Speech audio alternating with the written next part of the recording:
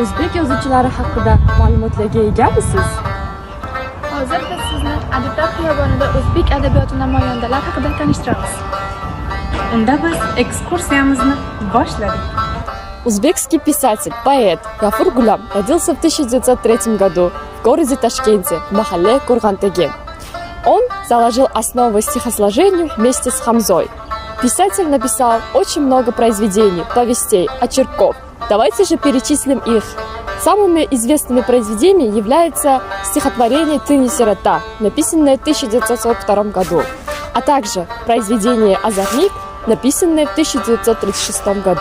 Muso Toshmuhammad o'g'li Oybek 1905-yil 10-yanvarda Toshkent shahrida tavallud topgan.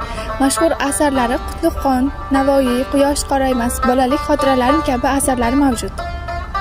Xalq shoirasi Zulfiya xonim Isroilova 1903-yil 1-marta tavallud topgan.